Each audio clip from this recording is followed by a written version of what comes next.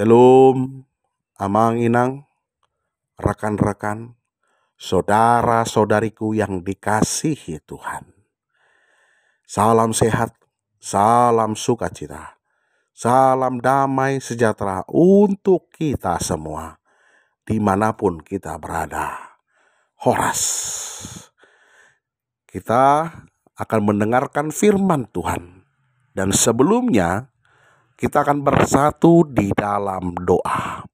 Allah Bapa yang kami puji dan kami sembah di dalam nama Tuhan Yesus Kristus Tuhan kami. Pada saat ini kami akan mendengarkan renungan firman-Mu. Kiranya Kau tuntun hati dan pikiran kami, agar kiranya firman-Mu dapat bertumbuh dan berbuah dalam kehidupan kami. Kiranya Tuhan berkati kehidupan kami. Di dalam nama Tuhan Yesus Kristus kami berdoa dan mengucap syukur. Amin.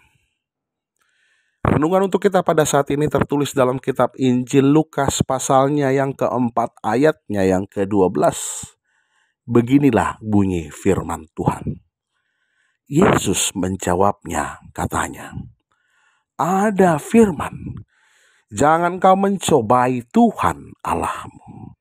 Demikianlah firman Tuhan.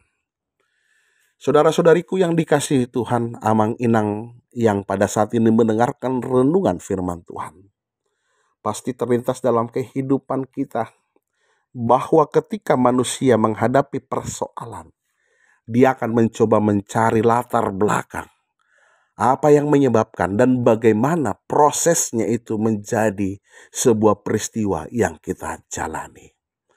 Oleh karena itu, secara pemikiran dan logika manusia, pasti hasilnya ataupun proses daripada hasil itu sendiri menyebabkan ada suatu pelampiasan, ada suatu proses di mana kita menyudutkan kuasa Tuhan, menyudutkan posisi Tuhan, dan kenapa harus terjadi seperti yang kita rasakan.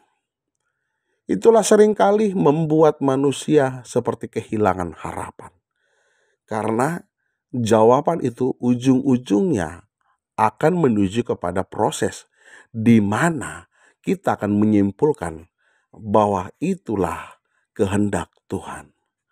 Namun kalau kita pikirkan sedari awal, bagaimana itu terjadi dan bagaimana kita mempersiapkan supaya diri kita tidak mengalami kejadian seperti itu, mungkin kita akan menyadari bahwa kejadian yang kita alami mungkin karena kesalahan yang telah kita lakukan. Itulah pentingnya evaluasi diri dalam hidup kita. Mengapa dan bagaimana dan apa yang menyebabkan itu? Apakah itu berasal dari diri kita atau dari faktor yang di luar daripada diri kita sendiri? Nah, Amang Inang, kita akan mencoba untuk melihat firman Tuhan. Di dalam refleksi kita, firman Tuhan mengatakan, jangan engkau mencobai Tuhan Allahmu. Apakah kita pernah mencobai Tuhan? Mungkin secara gamblang kita mengatakan tidak pernah. Namun dalam praktiknya, realitanya seringkali mungkin sebagian besar atau bahkan diri kita pernah mencobai Tuhan. Bagaimana caranya kita mencobai Tuhan? Pertama, dengan tanpa mempersiapkan diri kita, meyakinkan bahwa Tuhan pasti akan melakukan yang kita harapkan atau yang kita inginkan. Padahal ketika kita berusaha, ketika kita melakukan untuk mencapai hasil yang kita inginkan, belum tentu hasil itu menjadi hasil yang memuaskan. Tetapi ada juga yang tanpa kita mempersiapkan, tanpa kita melakukan persiapan, mungkin kita akan merasakan bahwa apa yang kita capai itu adalah semua pemberian Tuhan. Jadi ketika ada masalah, ketika ada kejadian yang di luar daripada yang kita harapkan, seringnya terjadi atau pada akhirnya kita akan menyalahkan Tuhan. Padahal itu sepenuhnya bukan kesalahan Tuhan. Itu sepenuhnya mungkin kesalahan kita. Dan disitulah posisinya kita sering kali mencobai Tuhan. Kenapa kita mencobai Tuhan? Karena kita tahu sebenarnya kuasa Tuhan. Kita tahu sebenarnya posisi Tuhan.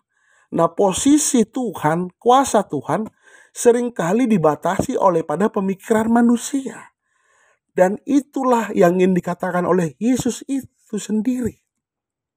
Bahwa apa yang dipikirkan oleh kalangan ahli Taurat ingin dibatasi. Bahwa kuasa Tuhan itu hanya dalam bentuk pemikiran mereka. Orang-orang siboto surat atau ahli Taurat. Yang pada akhirnya Tuhan marah. Dan Tuhan mengatakan, jangan engkau mencobai Tuhan Allahmu. Supaya mereka berpikir bahwa sebenarnya bukan kehendak mereka. Bahwa sebenarnya Tuhan mempunyai rancangan dalam setiap kehidupan manusia. Dan Tuhan tahu apa yang ingin dilakukan oleh manusia. Tetapi Tuhan Allah memberikan kebebasan manusia. Supaya manusia mempunyai pilihan apa yang akan dia lakukan. Dan setiap pilihan yang dilakukan atau dibuat oleh manusia itu sendiri mempunyai konsekuensi, mempunyai tanggung jawab. Dan disitulah Tuhan memposisikan dirinya bagaimana Tuhan adalah Tuhan yang maha pengasih dan Tuhan yang maha penyayang. Tuhan mau bahwa manusia itu mengikut dia bukan hanya karena ketakutan. Tetapi Tuhan mau bahwa manusia mengikut dia hanya karena bahwa memang Tuhanlah yang menjadikan mereka. Tuhanlah yang mencintai mereka. Tuhanlah yang mengasihi mereka. Dan kita sebagai orang Kristen wajib mengerti bagaimana kehadiran Yesus ke tengah-tengah manusia. Bahwa itu semua adalah kehendak Tuhan, inisiatif Tuhan. Supaya manusia mengerti betapa cintanya Tuhan Allah, betapa mengasihinya Tuhan Allah kepada manusia. Oleh karena itu, dia datang ke kehidupan manusia untuk membuat manusia memahami bahwa Allah Maha Pengasih dan Maha Penyayang. Jadi, jangan sekali-kali kita mencobai Tuhan, mengatakan apakah Tuhan itu Maha Pengasih? Apakah Tuhan itu tidak bertindak atau tidak hadir dalam kehidupan kita? Itu sama sekali kita tidak yakin akan kuasa Tuhan. Harusnya kita yakin dan kita menyerahkan hidup kita sambil berproses dalam segala aktivitas yang kita lakukan. Kita percaya bahwa Tuhan memberikan yang terbaik dalam kehidupan kita. Amin, kita berdoa. Allah Bapa yang kami puji dan kami sembah dalam nama Tuhan Yesus Kristus Tuhan kami. Kami serahkan segala kehidupan kami Tuhan. Kami yakin akan tuntunan dan pengasihan-Mu dengan kehidupan kami. Kami yakin Tuhan Engkau memberkati setiap kehidupan kami. Kami bersuka cita dalam hidup kami pribadi lepas pribadi. Dalam nama Tuhan Yesus Kristus kami berdoa dan mengucap syukur. Amin.